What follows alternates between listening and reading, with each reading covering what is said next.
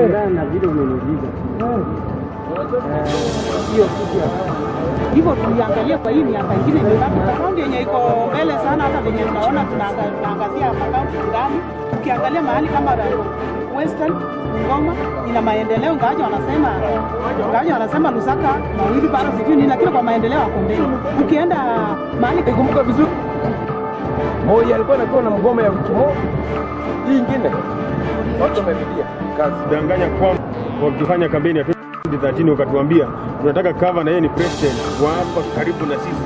Hatutaenda tena mpaka Nairobi tukitaka mswada yote, lakini hatukuona kitu kama hicho. Mpenzi mtazamaji wa ITV, karibu kwenye kipindi chetu cha hisia mseto, na kama kawaida sisi hukuandalia makala maalum, makala ambayo yana hisia. Na kabla hatujaenda mswada ambao tunao studioni hii leo, wiki hii kumekuwa na mambo mengi. Tumeweza kuona siku ya wafanyikazi ikiadhimishwa nchini.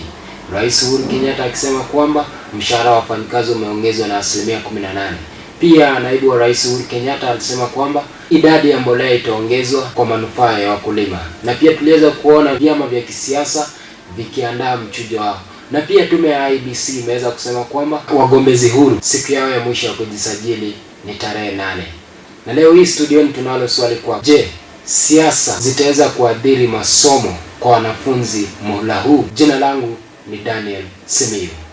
Nami naitwa Cynthia. So mpenzi mtazamaji wa ITV, unaweza kutoa hisia zako kwenye mtandao wetu wa Facebook Imani Television, ama pia unaweza tufuata kwenye mtandao wa Twitter Imani TV_KE. Pia unaweza nifuata kwenye mtandao wangu wa Twitter @CynthiaSava, ama kwenye Facebook Cynthia Asava. Nami sijasaulika, unaweza kunipata @DSimiyu30. Cynthia, tunaweza kuona kwamba muhula huu wanafunzi wameweza kurejea shuleni, lakini muhula huu kutakuwa na mambo mengi ya siasa. Waweza kuona kwamba siasa hizo zitaweza kuathiri masomo muhula huu? Ndani mimi kwangu naona kwamba siasa zitaweza kuathiri masomo. Kwa nini? Hao wanasiasa wamekuwa wakitumia vijana kwa siasa. Wamekuwa wakitumia vijana wa shule wakati wa kampeni zao. Wakati wanaenda mahali wanaandamana na vijana. Unajua vijana wakati walikuwa mfunga shule ndio kura za mchujo zilikuwa zinaendelea, nominations. So unapata wakati walikuwa kizunguka, wanasiasa kizunguka mtaani, vijana sio kwa nyumbani. Unapata wamefuata hizo magari za road show, wameenda pia na kufanya nini? Kukampeni, kwa sababu walikuwa wanapewa kitu kidogo. Mtoto apewe 50 bob 100. Unafikiria hata kuwa na tamati na kurudi kule? Na serikali inajua kwamba wanafunzi wanarudi shuleni. Naamini kwamba serikali imeweka mikakati kamili kuona kwamba masomo hayataweza kuathirika muhula huu. Yes, serikali imeweza kuweka mikakati, lakini ndani kumbuka kwamba wanasiasa sasa hizi venye wanafanya kampeni zao, wanatumia hizi public address system. Na labda wamechukua zile speakers ambazo ziko so powerful. Unapata wameka muziki ambao iko attractive sana. Muziki ya vijana, hizi muziki za kisasa, yani vijana wanazijua kabisa ama wanafunzi. So unapata wakati wanapita barabarani ama wako mahali maybe katika center, umeona wamesimama wanapiga kampeni, napata kwamba vijana wanafunzi wanakuwa attracted. Hiyo muziki tu inafanya attraction yao inaenda kwa muziki na si kwa class tena. Na sasa ukiangazia kwamba wanafunzi wa nchi yetu ya Kenya, wengi wao wako chini ya umri wa miaka 18.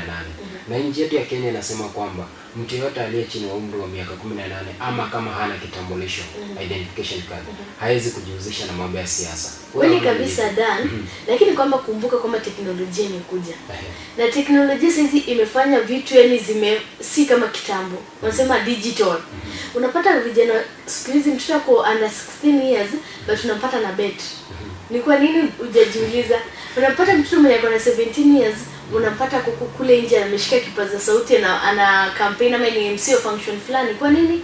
Ni kwa sababu dunia imebadilika. Na watu walikuwa introduced kitambo kwa hizi vitu. Sasa unapata kwamba wameshachangamkia.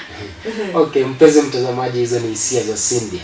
Nawe usiwe macho nyuma. Waweza kutuma hisia zako kwenye ukurasa wetu wa Facebook Imani Television, ama waweza kutufuata kwenye Twitter @ImaniTV uweze kutoa hisia zako. Na hii leo tuliweza kutembelea mji wa Kitale kuona wananchi wa Kenya ama wananchi wana hisia zipi kuhusiana na hili swala ambalo tunalijadili leo studio. So mimi naona itaadhiri ikiwa watapita karibu na maeneo penye watoto wanasomea, wakipita na muziki yao ikigonga sana, itaweza adhiri wanafunzi, watakosa tension, watakosa concentrate kwa darasa, waanze kuangalia hiyo muziki ikiendelea kupiga pale. So naona inaweza adhiri kwa njia moja ama nyingine, wataadhirika. So wakitaka vizuri heri wapite mbali na shule, wasifanyie mikutano yao ya siasa kwa karibu na mashule na maeneo ya wanafunzi wanasomea, itakuwa ni mzuri. Mimi nasema kulingana na vile uchaguzi tutakuwa naye, mimi naona iko sawa, kwa sababu sioni kama itaathiri sana watoto kwa pande na masomo, wala kwa sababu hiyo ni shughuli ya mzazi kuhakikisha mtoto yake ako kwa laini yenye natakana, asikuwa affected na mashughuli zingine kama za uchaguzi. Na uchaguzi ni kitu ya siku moja kwa mwaka baada ya miaka 5. Kwa hivyo mimi naona iko sawa, haitaathiri kitu yote. Ndio nakwambia, mimi sioni siasa ikiadhuru maneno ya watoto. Watoto lazima wasome. Lazima tuna shida na siasa ama uchaguzi. Maana Mungu wako mbele. Kenya tumeabudu Mungu. Hakuna vita itatokea. Kwa hivyo hatuna wasiwasi. Mimi nasema kwamba haiwezi athiri kwa sababu kulingana kwamba wanafunzi hawatakuwa affected because they are under 18. Yes. Lakini sisi the adult people tutaenda kwa campaign ku participate. Sasa hiyo iko sawa. Tunasema hiyo mambo iko sawa. Sasa mtu kusema tukuathiri hakuna. Ni kama anapika serikali. Hayo serikali tufanye kazi. Kama sisi tumeamua kubadilisha ama kuweka serikali. Yangu ni kama haya. Unajua mashule na ndio ma polling station ziko hapo ndani za ambapo watu wanapiga kura. Sasa opinion yangu mimi nauliza vitu kama ma polling station ziko kwa shule, siku yenye itakuwa ni ya shule itapigiwa hapo kura ama itapigiwa hapo kura. Sasa itaathiri kiwango kikubwa sana. Basi mpenzi mtazamaji wa ITV, umeweza kutazama hisia za Wakenya kutoka maeneo tofauti tofauti. Wameweza kutoa hisia zao kuhusiana na swala ambalo tumekuwa tukilijadili. Labda tu kwa dance juu na yeye pia kuongezea, kwa sababu najua huwezi kosa hisia. Nakwambia. Ukizingatia kwamba muhula huu ni muhula wa siasa. Lakini serikali imeweza kuweka mikakati kamili kuhakikisha kwamba masomo hayataweza kuathirika. Pia walimu wanajua kwamba muhula huu ni wa siasa. Wataweza kuwaeleza wanafunzi kwamba muhula huu ukija shuleni, jua umekuja kusoma na mambo ya siasa usiweze kuhusika nayo. Lakini kwa upande mwingine naona wanafunzi ambao hawatatilia maanane wataweza kuathirika. Basi mpenzi mtazamaji wa ITV, unaweza kutufuata kwenye mtandao wetu wa Twitter @imani_tv_ke ama kwenye Facebook Imani Television, na pia unaweza kutoa hisia zako. Umekuwa nami Daniel Simi. Nami Cynthia Sava. Hadi wakati mwingine kwenye hisia mseto.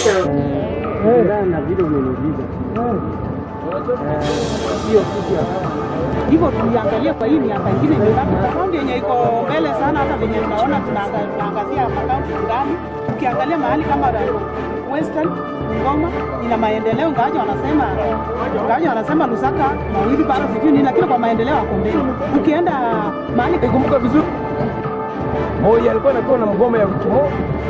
Hii nyingine watu wamepigia kazi. Danganya kwamba wakifanya kampeni ya 2013 wakatuambia tunataka cover na yeye ni president wa hapa karibu na sisi. Hatutaenda tena mpaka Nairobi tukitaka mswada yoyote, lakini hatukuona kitu kama hicho.